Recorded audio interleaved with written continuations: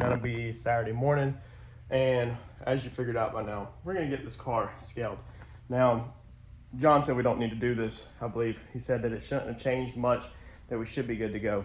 But I don't got nothing but time and opportunity, and as long as we're in this garage working on this car, I'm happy. So if we can find something to do to the car in the garage, I'm gonna do it.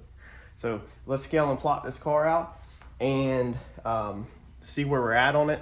We're gonna post the numbers from before we did all these changes, and then we're going to, obviously you'll see where we're at today. Now the only thing that I'm not gonna have accounted for weight wise is going to be fire suit and everything, so you can add a little bit more weight to the dead center of the car. We are going to a -20. I'm about to put in that order for -20 gloves, pants, jacket, and then I'm working on figuring out what I want to do about the shoes. I kind of don't want to replace my -5 shoes, but I do want to put like -20 boots that slip over top of the shoes. So if you know of any good lightweight, easy to slip on boots over your shoes, let me know, because I'd like to wear the 5 shoes and then just slip boots underneath it versus completely just having the boots. Let's see here. I think that's it. We got it all up on the scales. Now, one thing I do whenever I put mine on scales, I actually took note of this from Big Chief. This is how they do their car, is I put little pieces of corner iron underneath here just to keep the tires from rolling. So no matter what you're jacking up, see the front don't even have no pressure on it, but it's just right there if anything decides to move. And the back actually does have, it's got it chalked. Now the car isn't parked, but it's got it where it's not gonna move, roll off the scales or anything like that. Now I turned my front crib blocks that I built, they're skinnies, so I turned them on their side when I'm weighing the scales. The tire's skinny, so all the pressure is in the center of the scale anyway up front. In my theory, I could be 100% wrong, but that's how I do my front scales. And then for my rears, to match that same height, that happens to be, as you can see, 2 2x4s stacked like this. So you would just use 2 4x4s. So you want to make sure that your back and your fronts are the same height off the ground, whether you're using center blocks or crib blocks or whatever.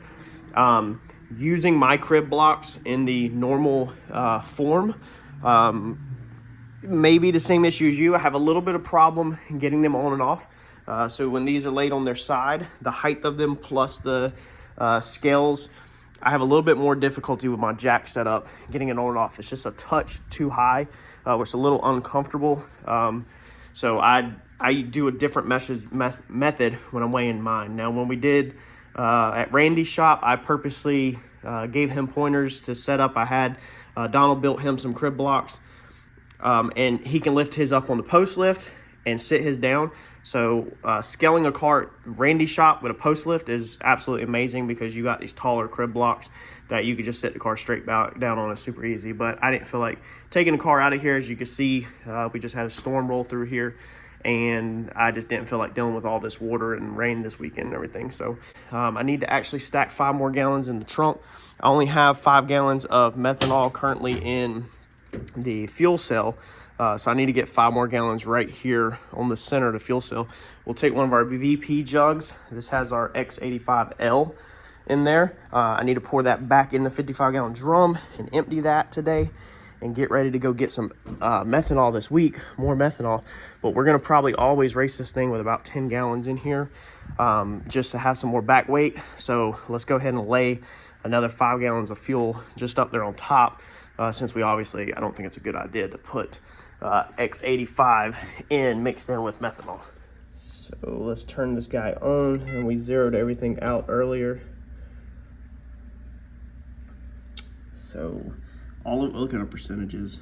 Yeah, buddy. Man, this car is almost 50-50. Almost 50-50. That is amazing. All right, now let's see what our weights are. So man, we are 49.05%. Lord have mercy. Man, look at them corner weights, my dude. Man, I'm very proud of myself. Total weight 2852 without me in it.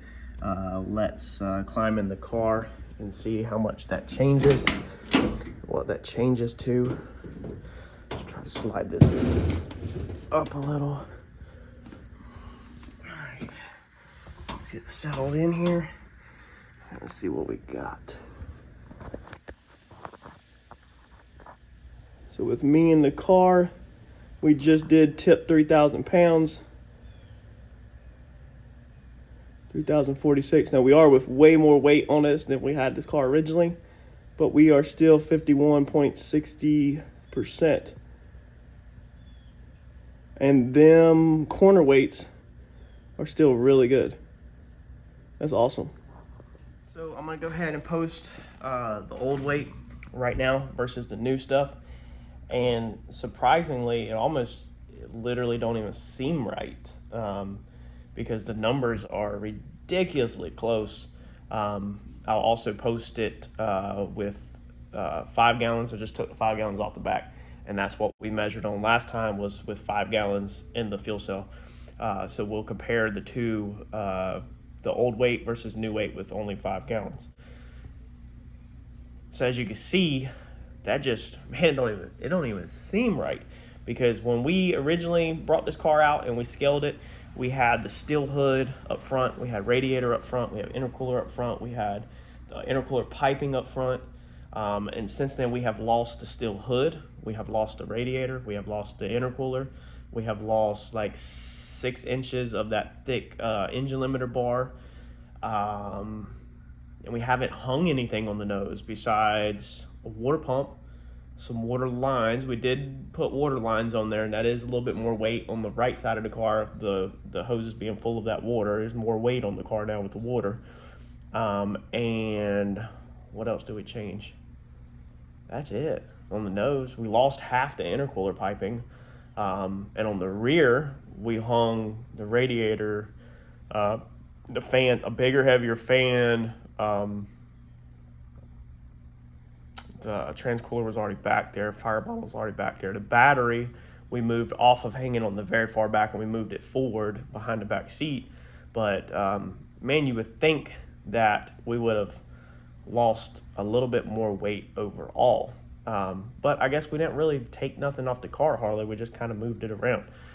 Either way, the car still pretty much weighs in at almost 50-50, which is amazing, because we can basically put weight anywhere we want it. We have the room now in the trunk, as you've seen in the previous videos, to eventually, when it's needed, we will add weight back there. I'm actively actually looking for weight.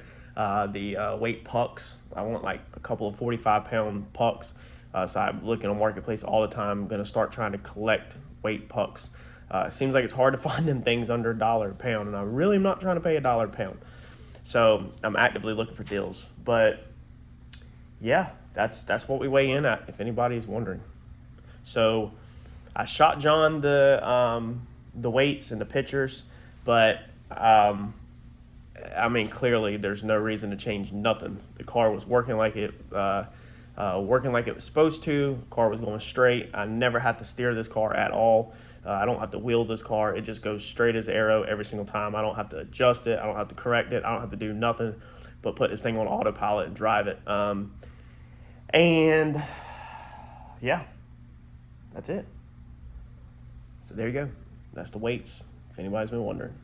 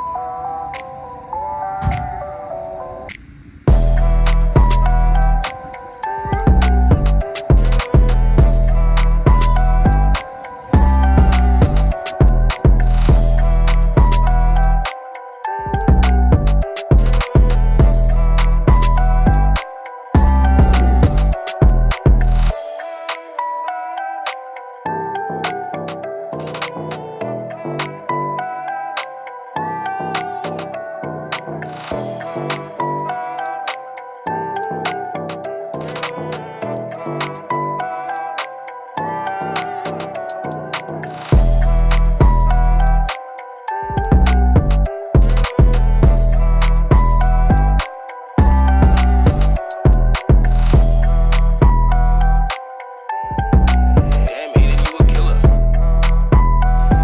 it put back in here. It's back in the trailer. It did lose fuel prime, so we went to crank it up, and it wouldn't start. It had no fuel pressure. So I don't know if I don't remember underhooking anything in the fuel system while I was maintaining stuff over the past couple days or working on stuff, but maybe it just bled down. So it's Sunday afternoon. I'm gonna try to crank it back up probably Monday afternoon or Tuesday afternoon at the shop, and see if